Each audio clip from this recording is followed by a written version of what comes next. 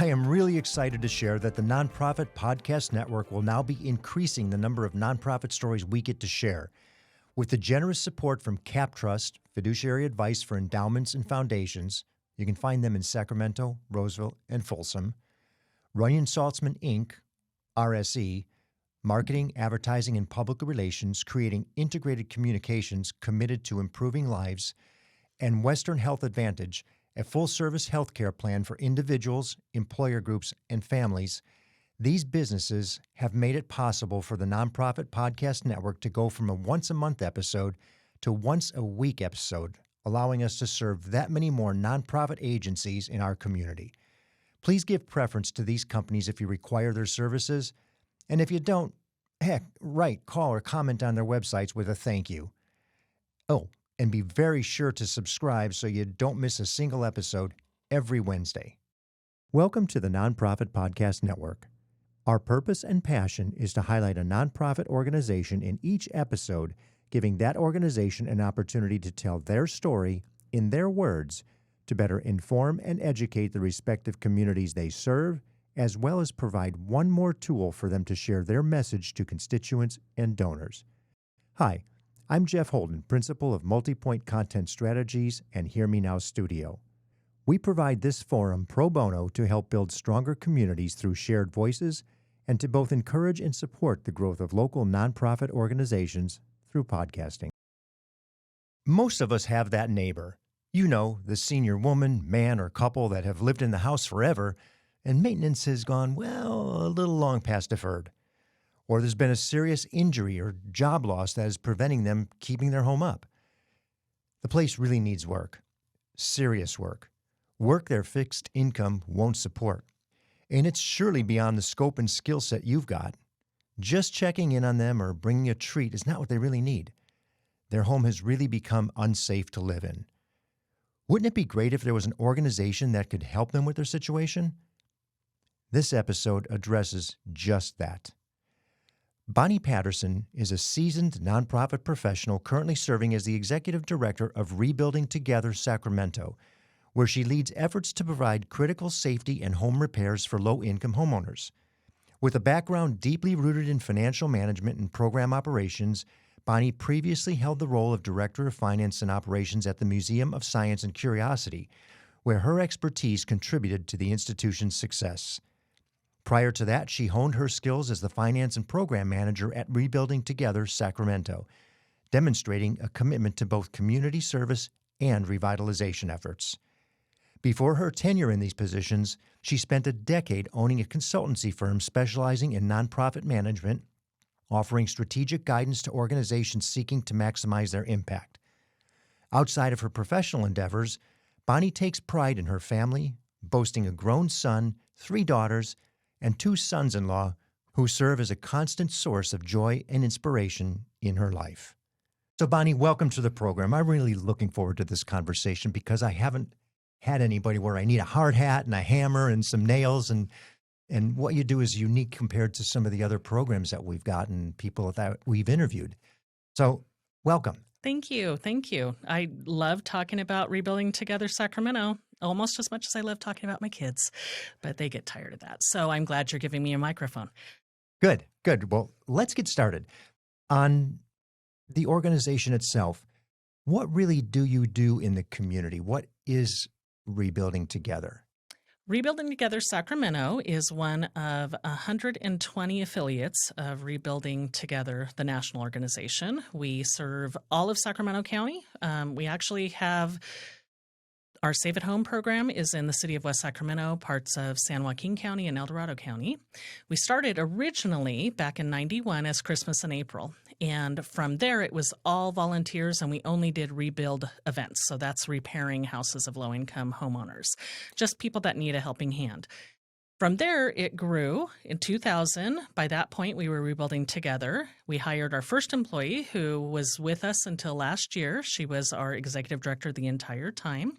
How long is that? That was 23 years. She Wow. was the executive director. One person stayed for 23 years. Yeah. That's amazing. She is remarkable. And when I tell you all the things that we have grown into, it all was because of her. And I am thrilled. She was my boss for 5 years. She is now my friend and now my predecessor. So that her name's Carrie Gritt, by the way. And You have some big she, shoes to fill. oh my word, you have no idea.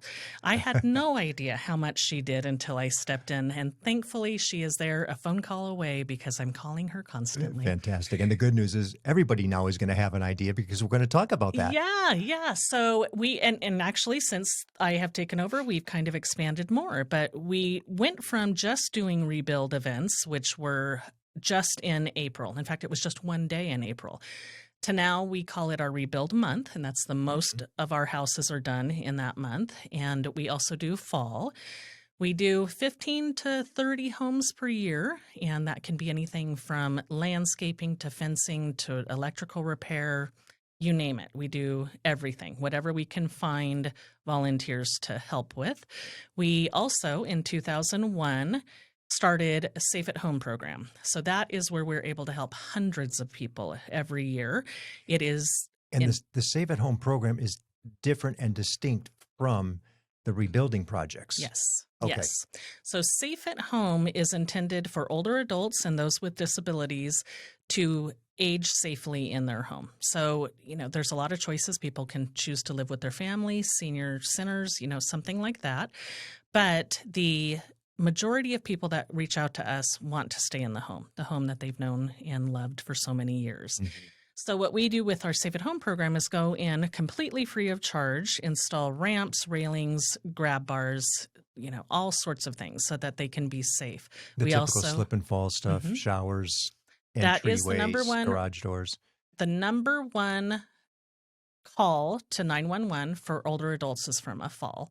So we work with a lot of funders to prevent that. A lot of hospitals are really encouraging us to help not have them come back into the hospital because once you fall, it tends to be easy to keep falling. So we go through, we assess everything, tell them about tripping hazards in their home, rugs, that kind of thing, not getting on ladders. Cords. So cords, yeah. I know we're smiling, but they don't know we're smiling. It's because I did do one of those stupid ladder mistakes and fell and broke my arm, okay? And not that I'm laughing about it, but you did tell a funny story about it. But thank goodness you're okay. So we want to stop that from happening to other people. Then we have a critical repair program. So that is a lot more money and helping a lot fewer people because what we can do with that are replace roofs, HVAC, windows, very expensive. That we're very limited to where the funding comes from. For instance, right now, City of Rancho Cordova is the only funder we have to do that. We just finished with Citrus Heights. And then what I'm really excited about is we are looking at getting funding right now for handyman services because, again, we don't want older people on ladders and, let us change your batteries in the smoke detectors and change out light bulbs for you. And I would imagine a lot of people think that's easy to do and I'll just get up there and do it. And the next thing you know, now you have an issue, especially if you're 70, 80 That's right. years old. That's right. Regardless of your shape, everything isn't functioning the same as it used to. That's right. Our sense of balance changes as we get older. Right. One of the things that Carrie brought to us was funding for occupational therapists as well. So some of those folks that have been already hospitalized, we are able to send her out, and she spends an enormous amount of time with them, pre-installation and then post, to make sure that that they're still using everything properly. Because it's not just installing, it's how to use that grab bar effectively. I have so many questions, and I want to just get into them in a different set of sequence than we have, but I think we would overlook one of them if we did just get into the functional elements of the questioning. So let me ask, there's other organizations of similar concept, let's say, and I'm sure you get confused with them. Maybe you could differentiate a little bit of the points of significance from yourself and maybe a Habitat for Humanity. Right. So we are confused with Habitat all the time. We often say that we're the best kept secret in Sacramento, even though we've been around over 30 years doing the same thing. Our expertise is in home repairs. So Habitat most people know, started out with building new houses. We were repairing old houses. And at least in Sacramento in 2017, Habitat also started doing some home repairs. Now, there's certainly plenty of work to go around, and Habitat's a wonderful organization, but we are a little bit different. So we have, I believe there's sometimes some funding that is different on their side than ours. We try to be very, very easy in getting our applications in. We're less restrictive than a lot of other organizations. By the way, it is low income. They do have to be homeowners because we can't really find funders that want to help in rental situations, because really that would be a landlord's job to Right, do. not a good investment. Right. But we don't look at anything like assets or anything like that. It only is income that's coming in. So it's not our place to judge why someone might have a really expensive car. We don't know how they came about that. It is our job to verify their income, home ownership, and help. That's what we do. So where Habitat is concerned, we refer people to one another all the time. Habitat is a well-known name, much more common than people hear our name. And I'll tell you, it's not that bad to be likened to Habitat. I'm really intrigued by the way that you collaborate, and pleased to hear it, because I do perceive them as the house and you as the operation of the house, so to speak. You're fixing something that pre-exists. My understanding is that theirs is more building a house or getting a house, the whole house, not the pieces and the elements and the makeup of it. So at least there's a differentiation in my mind of what the two of you do. We're very similar on the repair side. They don't do safe at home. I don't believe they're going to do anything like handyman services. They do have a lot of funding, so they are able to help with a lot more like roofs and that kind of thing than we're able to do. So that's why we'll send people over there sometimes. So, and you would seem that you're more locally oriented, even into the niche of a community, than the grand scale of a habitat, so to speak. Actually, it's kind of the opposite. So you've got Habitat of Greater Sacramento. So we are Rebuilding Together Sacramento. So we kind of serve the same areas. We spread out into a few more counties, but they will focus on like rock the block. So there is just a community, do great work when they do that. And it's a fun event to go to. We kind of do it more throughout the year and in more locations. Our rebuild days can be in a neighborhood, but we spread out some. So for instance, this year, Rancho Cordova is a big funder of ours, so we're always helping out there, but it's County of Sacramento funded, so we're in South Sacramento. And we're trying to get into more communities of color. And so what we're doing is working with organizations. For instance, this year it's the Asian Real Estate Association. I saw that on the website. I was going to ask you about that. They're a huge support of ours. We're very thrilled to work with them and SAR as well. So realtors are... Sacramento Association of Realtors. That is right. Okay. So sorry, I will start going into acronyms. Acronym city, right? But they have been huge supporters of ours as well. So we work with realtors often to kind of locate some of the areas that we need to be in. And when we don't necessarily look like the people we're trying to help, we started realizing that's a problem. So in working with Asian Real Estate Association, they said, let us help. And we started a model. This is the first year we're trying it, learning a lot. They come out with us to the houses and talk to people. Sometimes there's a language barrier. They're helping us with that. And then we're going to start working. We have somebody on our board, Veronica Nelson. She's worked at Sacramento Realtist. So there it is African American Real Estate Association. Then there's Hispanic, all of that. So we're hoping this is a model that keeps going. And I know that there are sometimes trust issues, and that is hopefully going to help with that if someone's knocking on the door. Well, and it's interesting too, because as you're speaking, as soon as you said Hispanic, we just had the Hispanic Chamber of Commerce, to talk with them. There's a collaboration that could work where there's opportunity. Yeah. And of course the Asian Chamber and on down the line, we have our ethnic chambers who could be really catalysts and support mechanisms for you. Yeah, that's great. as they listen to this episode, they're going to hear that and you're going to be contacted. And if they don't, I'm going to reach out to them and suggest that they do. Well, I love it. Thank you. Yes, please contact us. Something that you're saying is the question that just keeps coming to mind that I wanted to ask in the very beginning is, how does one get their home to be involved in the rebuild project? Great question. So our application is on our website, and people call us. We can mail an application as well. We actually have it. You can print it from the website or apply online directly, and we can go over what types of funding we have for their area. By far, it's Safe at Home. We have caseworkers often calling us to send an application to homeowners.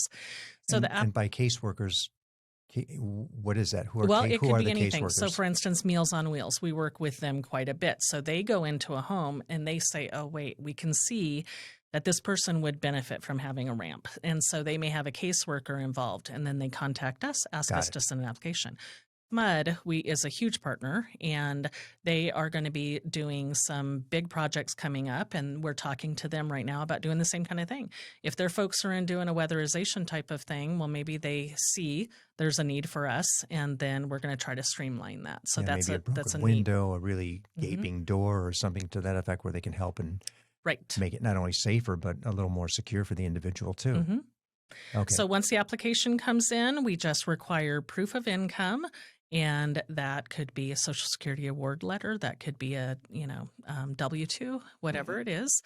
And then we reach out to them. And everything runs through our Safe at Home filter first, because that is a safety and immediate need. We find out if they need that work done. That happens right away. If it is something more that they need, that a critical repair or just home repair, then we try to find if there's funding there. We sometimes have funders that just come out of the blue and say, we would like to help. And they may say, we want to help a veteran. Well, we'll go back through our files and say, was it somebody that hadn't got help before that is a veteran? We can pull that out. So that's fantastic. We try to make it easy. So you are involved in the community in a variety of different ways with collaboration from other organizations by necessity. Yes. Because otherwise, how would you know? How would people know to reach out? That is true. So this kind of thing is perfect for us to get our name out there, but also tabling events. County of Sacramento often invites us to caregiver events or healthy mind events, that kind of thing. So we go to those a lot. Do you ever get individual references? Like, let's say I know a neighbor who's really struggling. I can suggest or even help them fill out the application. That's right. Okay. Yeah. We get that quite a bit, as a matter of fact. A lot of people that are our age that have older parents, they will call us. The parents may not want the help yet, or they're scared. And so we work with the children of the older adults to help calm their fears. And yeah, that makes sense. Yeah. How do you get the professionals that you need to do all the work you do? Where do they come from? So we have a pretty robust volunteer database. And it used to be where most of our sponsors of these homes would be construction companies. And they would say, we want our team to sponsor a house. And we've had such great luck with that even when people leave one place and go to another, now we have them both because this person was so excited. We try to make it a wonderful event. We have occasionally had to reach out to find paid contractors. So, for instance, if we're doing a roof or HVAC, something like that, that requires all the permits, all of that, that is a different type of situation in that we will locate contractors and then they go through our vetting system, insurances agreement, that kind of thing. And then, but for the most part, it's all volunteers, either word of mouth or we are trying to get our name out there a lot more. Pre-pandemic, we had people just coming to us all the time. We want to do something with you. Everything changed during the pandemic. Sure. And it's not only us, we're hearing it from everybody that it's hard to get volunteers coming back in. So we are struggling with that a little bit. And I am having to be pretty creative about how we're reaching out to find folks. So there's skilled labor and there is less than skilled labor. Skilled labor would be somebody who maybe is a contractor already or worked somewhere. Something, electrician. And then The rest are mostly people like us. That we can paint and we can nail boards in and do landscaping. And so it's kind of a mixture of trying to find which works best. So, or work for, because we could get 60 people at a house that are all unskilled, yet that's not what we needed. So there's a lot of management. Boy, would we make a mess. The house would be worse than when we started with it. So, yes. So there's a lot of management that goes into all of these. I can only imagine the logistic elements of a bigger project. Yeah, but I've got a great team. So, and we had all those years under Carrie, and she's got us streamlined. Well, and we're going to get into that in just a second as soon as we break for a few words from the people that are making all this possible. I was in the media business for over 35 years and had the great privilege of working with Runyon Saltzman, RSE, Marketing, Advertising, and Public Relations. We collaborated on many different campaigns, but their commitment to the nonprofit sector hasn't changed since their founder, Gene Runyon, started the agency. Over many years and many campaigns, Runyon Saltzman has been committed to improving lives by tackling California's most challenging issues. Guided by research-informed strategies and insightful, creative solutions, RSE develops innovative communications campaigns that raise awareness, educate, and reduce stigma in diverse communities throughout our state and beyond. To learn more about RSE, visit rs-e.com. I'm Kelly Brothers. At Cap Trust, we help individuals and families with wealth planning. We help big organizations with their corporate retirement plans. But we also do a lot of work with endowments and foundations, providing fiduciary advice for their investment management, their risk management, or working with donors. Give me a call or reach out via our website or ask one of our clients. Sacramento SPCA, Sacramento Food Bank, or the Greater Sacramento Economic Council. Cap Trust in Sacramento, Roseville, or Folsom. Find us at captrust.com or call 916-924-7527. I'm thrilled to have Western Health Advantage partnering with us as they do so much to support so many nonprofit agencies in our community. As a truly local health plan, you'll find individual and family options, employer options, plans for CalPERS and Medicare Advantage. From medical services to pharmacy, health and wellness support, as well as behavioral health care, Western Health Advantage has a plan that fits what you need. As an employer, for profit or nonprofit business, individual or family, you can find more at westernhealth.com. Okay, we're back with Bonnie Patterson, and we were talking about the contractors and the way that they're solicited, the volunteers, and the need for skilled versus unskilled like us. So, Bonnie, on these bigger projects where it's more than just the safety and the grab bars and things of that nature, where you really do have some scope to the repairs of the house, how do those come about? Are they the same way online? Do you go to the neighborhoods? They come from the caseworkers? So we have the same, we try to streamline everything with the application process. There are times where we are in specific neighborhoods. For instance, with the one that's coming up now with the Asian Real Estate Association, we're in the Lemon Hill district. So we work with the realtors to pick out which homes are owned, because that does matter. We need to verify that they do own the home. And then we reach out by postcard, knocking on doors, leaving flyers, that kind of thing. We put flyers in local stores. And it just says, we're coming? Mm-hmm. Oh, how cool One of the is that? things that we have kind of switched to doing it now. So people can easily find out you need to be low income to qualify for our services.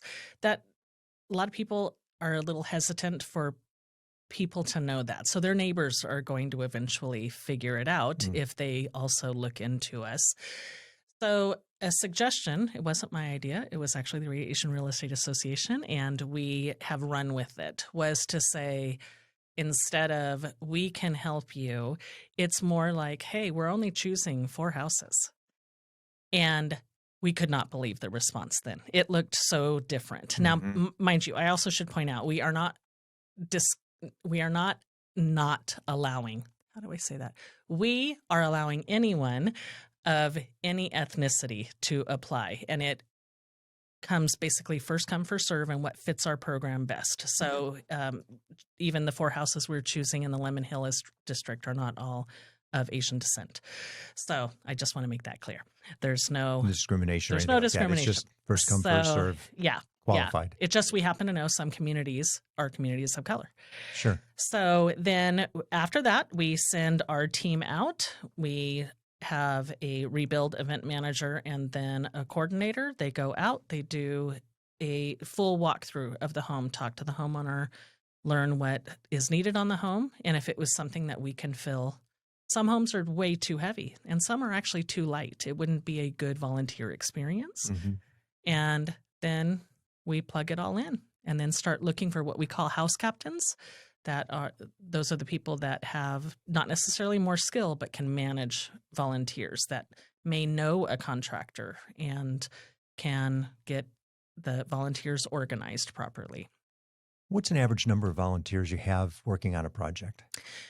Well, on our rebuild projects, we like to have 20 to 50, depending on how big the project is. Bunch of camaraderie you have out there for a couple of days, huh? Yeah. I remember when I was with Rebuilding Together Sacramento before, we would have 400 people in a day coming out. It was remarkable. Now we are kind of scrambling to get 20 people together. So our safe at home volunteers, because that's the other part, we have some tried and true. We've got about 12 people, older, retired, that just want to give back. And they come in every Tuesday and Thursday, and then they do many of the installations for the grab bars and railings and that kind of thing. So that is an ongoing thing year after year with the same folks. So you're going to have this core crew of people who know what to do. They can come in, boom, boom, boom, get it done, and that's right. And out. They're great. They're great. Oh, I can imagine. Yeah, we could not do it without them. Right. And then on the volunteer side, where you have a bigger project, how do you recruit your volunteers? So we start sending out social media. We start sending out emails to previous volunteers. Throughout the year, we are sometimes contacted for team building type of events, and we can either do one of our houses early to allow for that. This year, we're doing a couple in June to allow for that. And by team building, like a corporate team building, where it's, lack of better description, an agency of some sort or a business of some sort says we want to take our executive team or our whatever team to do this as our community service. Yes, yes. Ah, that's fun. In fact, there is a national organization that's made up of contracting board registrars that were having a board meeting in California, and they contacted us. And so we had all of these registrars come out. Some were very skilled. Some are more administrative. Yeah. And they did a bang-up job at one of our houses, and it was so much fun. And that we just had a great time, and we were really, really impressed with them. Let's take a minute to talk about the fun part of that. What have you seen? That's a great example. How about some other ones that you've seen where the groups the group of volunteers got into that neighborhood or that house? Tell me a couple stories.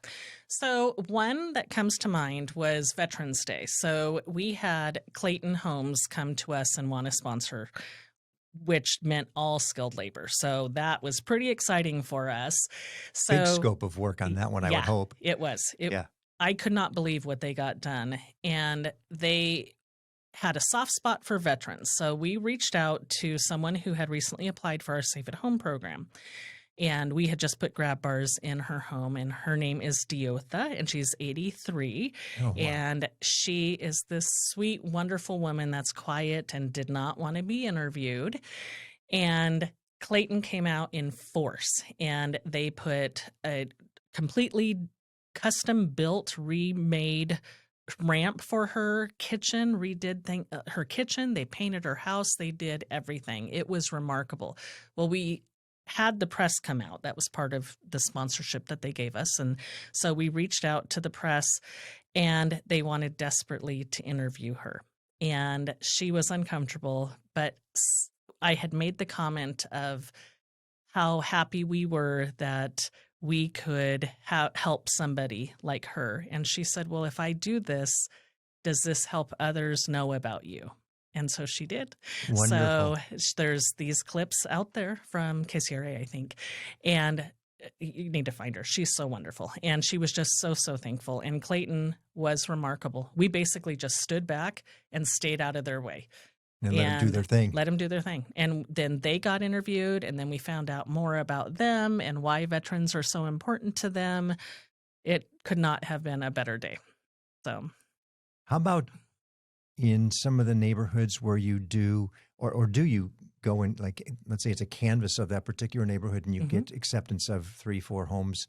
I think you've got something coming up in Rancho Cordova, if I'm not mistaken. I saw on the website.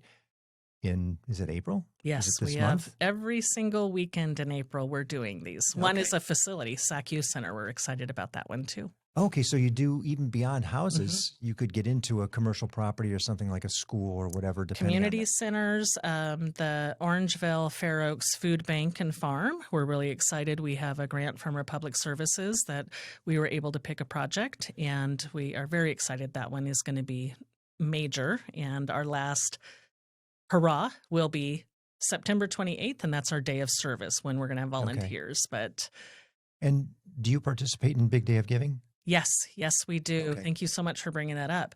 That is something that we are really trying to get a wonderful turnout.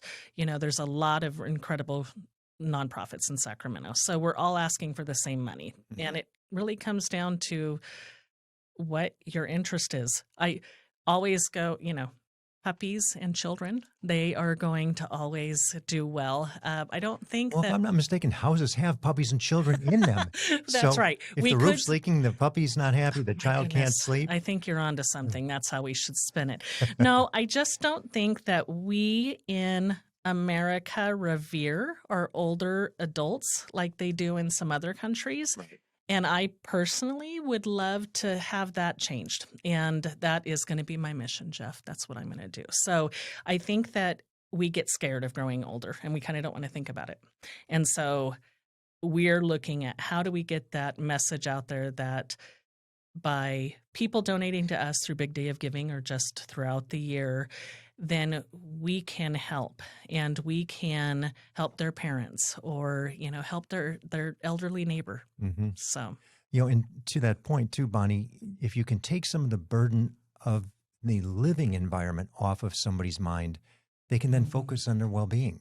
They don't have to worry about, oh my gosh, this isn't working. My stove isn't working. My furnace may not be working. Whatever those things may be, where it's just not right.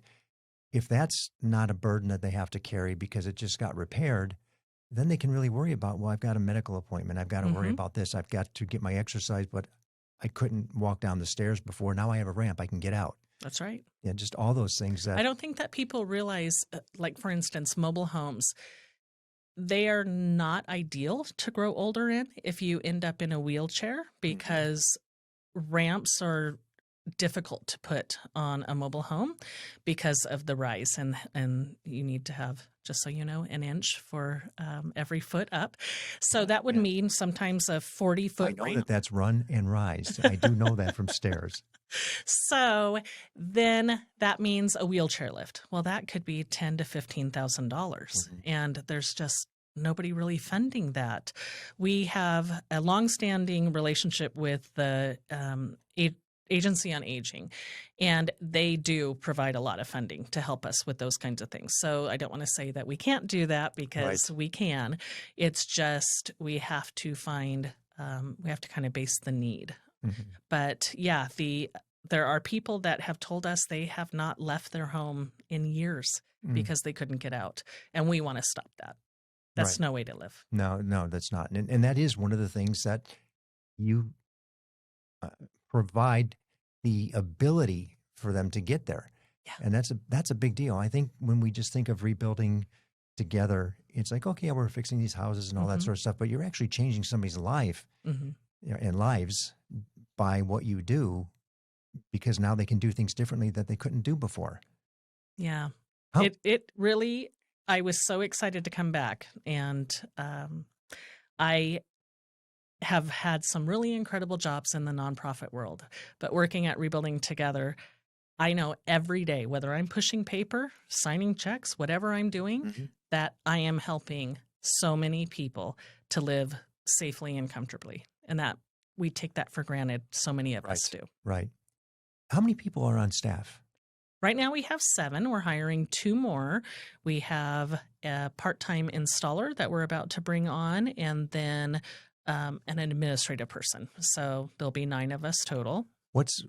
Is there a skill set necessary? Do you have to have people who are contractor oriented or familiar with the contracting rebuilding process? What split do you have of those, let's say, soon to be 9 people? So let's say 4 should have some construction background, but not a contractor necessarily. It is our team now. They have handyman type skills. So that is very beneficial. The rebuild side, we have somebody who was a house captain for many, many years, and he himself was a handyman.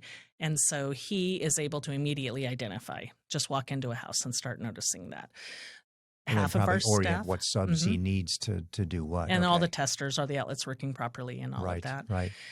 The other half of the staff are more management side of things. Obviously myself, but our marketing person, finance person, that kind of thing. What about the funding of the organization? First of all, how big is it? What's the overall budget you're working with?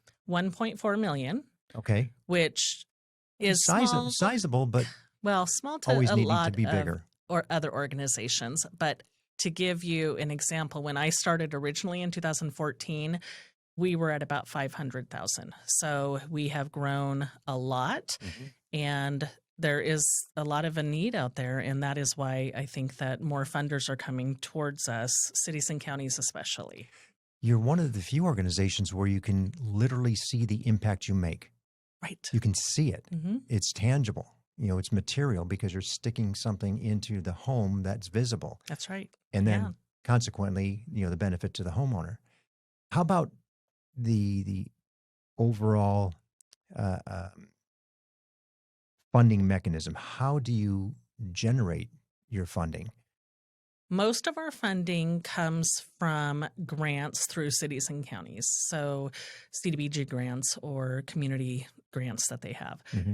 But then we have a lot of wonderful givers through foundations, and SMUD is a big supporter of ours. And then just individual donations. But like our homes are sponsored. So a construction company may come in and say, we'd like to give you $5,000 and sponsor a house. And yeah. And then that is specifically for that particular address on that street. Okay. Yes. Yeah. So then we have to get to naming rights on the house. There you go. You can get another $5,000 in perpetuity, and it's the Clayton Homes house forever. That I would sure the homeowner would love that. We do put signs up every time, so there is plenty of marketing that goes out to say thank you, and folks can know that, for instance, Clayton did so much work on that house. So, and I would imagine once you're in a neighborhood, the whole neighborhood is aware of it because something is taking place at Dorothea's house. That what is that? What's happening? There's a whole lot of activity. How is she able to do that? So we will get people coming from down the street, what's happening here, especially when there's news crews outside. Yes. People will come down, hey, can I fill out an application? And, it's always funny because we more than likely already sent something to them. But we have done a great job, especially with older communities. CSLB, Contractor State License Board. Thank you. They will try to help elderly people because there's so many scams. And so they've done a fantastic job, but then we have to convince them, no, we are legit. It's not too good to be true. But if I came to you and said, hey, we're willing to do all of this and we're not going to charge you anything, we're not going to put a lien on your house, nothing. It almost sounds too good to be true. So we understand why people are hesitant. But if you see a dumpster at somebody's house, it's immediately like, what's happening there? So Republic Services, huge supporter of ours, and they provide our dumpsters, and it never fails. Neighbors are like, can we put stuff in there? And so it gets us able to talk to them. And then that word of mouth, we can then possibly help them or someone else they know. And Republic Services, for the benefit of those who, like me, weren't familiar, is waste management. Waste management, that's right. Okay, Ron Middlestadt, who used to, I think he lives here again now, if I'm not mistaken, but just a wonderful philanthropic community representative. They gave back so much and give back so much. We have been very, very fortunate for our partnerships. So that is, we could not do it without people funding us. But on the other side, we can't do it without the need and people sending in their applications. And so we need volunteers, we need funding, we need applicants. Well, that tees up the next question perfectly. Oh, look at me. Right. You're on top of it. The need, the greatest need, obviously, there probably is no shortage of opportunity in homes that could use the service. And I'm sure that you probably get more than enough applications. But what is the greatest need as you see it right now? You've got something coming up, you know what your year looks like. Where is the biggest shortfall? If you're going to make a plea to somebody, say, here's what our situation is. This is what we need more than anything. Well, at the time of us taping this, I would say what's keeping me up at night is we're not getting enough volunteers for our April events. Then. And has that been the case maybe for the last couple of years since post-pandemic? It's a volunteer issue? Yes. Yeah. We're really struggling trying to get people to come back. We used to have sororities call us and say, we want to just do something. And we're not getting that anymore. We are just trying to get our name back out there. So this is very helpful. Thank you. The other need is always money. And that's what you're going to find with all of us on the nonprofit side, the charitable side. We need money to be able to then turn around and help. Fortunately, we have a very low overhead, and that allows us to give much more back to our programs than just the corporate sponsorships for our homes specifically. That would be incredibly good. And then applicants. We do need applicants. So we get a lot of applicants for the safe at home side. The bigger side, when we're doing our rebuild homes, that's when I think people just kind of think it's too good to be true. So they're not turning things in. But then they see us when we finally are out there going, how in the world did I miss this? So, yeah. Something's coming to mind, and I'm going to ask you in the conversation as opposed to after the conversation, because he has been wonderful in terms of engaging with some of the stuff that we talk about. Kevin Dobson, Capital Community College and Career, it's all trades. It seems there would be an opportunity there for volunteers for these students who are in the trade learning. So we worked for years with Los Rios Community College, and even some of the high schools that have a trade avenue. And that was one of the things that just recently came back up. I think we need to be reaching out to them a little bit more. One of the things that we've really kind of gone back and forth with is how can we help people with workforce development, teach them, but not increase necessarily our liability, but also get our work done. One of the things that we do with that is work with AmeriCorps and CCC. And that I can't tell you what it stands for, so hopefully one of you will put that in there. Contractor, construction, national corporation, something like that. Construction. Okay, please put I will that have in there. that in the show notes once we look it up. So we work with AmeriCorps and CCC, and they will send out a team. I think we have 6 or 7 young people, and it is specifically to learn the trades. So we do take them out to teach them how to use tools and work with these homeowners and that kind of thing. So to a small extent, we do have a little bit of a workforce development. We can reach out to the groups that have the trade fields. That is something that we should revisit. So thank you for bringing that up. I'll send the podcast episode to them. That's great. And yes, please contact us. I actually do know that we have some of the larger contractors in the community who are engaged with some of our podcasts because they're relevant to them. And it would be great. And they're involved in, I know I screwed up the name of his charter school, but they're involved there as well. And just maybe that community engagement would be beneficial. And we'll talk a little bit more afterwards on that. Great. Because I think there could be some, again, that's the beauty of what happens in here as we speak is it just triggers something. Because I talked to somebody recently, or they were on an episode, or somebody referenced somebody in an episode. And it's like, oh, no, didn't think about it. I mean, so often that stuff's right in front of us and we just we just overlook it because we're so focused on the mission and the purpose of what we're doing. We just don't know. But I will say, and I'm really pleased to hear how engaged you are with other organizations by necessity and people who are specific to the cause, to your purpose. That's probably more than some of the other organizations that I've spoken with. So, that's great. Compliments to you. Yeah, I'd like to see all that connectivity. This has been wonderful. Is there anything else that you'd like to say before we get into the wrap? I just want to thank you. This has been a great opportunity for us to tell people about who we are. You are so pleasant, and I appreciate that. So we just need people to donate, to help, and to apply. Well, it's certainly our expectation that we can help with some of that. And thank you for what you do, because our seniors do get neglected, and everybody's in the novelty of now and new. And unfortunately, that's not the senior community, and they don't have the wherewithal to reach out. They don't have the comfort level with all the technology and everything to reach out. And in some cases, even the knowledge of how to get online to fill out your application. That's true. So it requires a community to support them. It does. It takes a village to engage and understand. And I think what you're doing is one of those things, especially when you're so visible in a neighborhood doing it. To me, that's the beauty of it, because we all see something when somebody's doing a remodel or they're doing it, and we want to talk about it, and we see the dumpster. And, hey, by the way, I have some junk, can I throw in there? Those are the things that make a difference. So thank you for what you're doing in the community as well. And I'm thrilled to have you on today, because it's the first time we've had somebody in this construction-based industry where it's different from some of the social or civic stuff that we've done. And so I'm thrilled to have you on, and thank you for participating. Well, thank you for inviting me. Once again, we're grateful to the businesses who have made this program possible. Cap Trust, fiduciary advice for endowments and foundations. You can find them in Sacramento, Roseville, and Folsom, or at captrust.com. Runyon Saltzman Incorporated, RSE, marketing, advertising, and public relations, creating integrated communications committed to improving lives. You can find them at rs-e.com.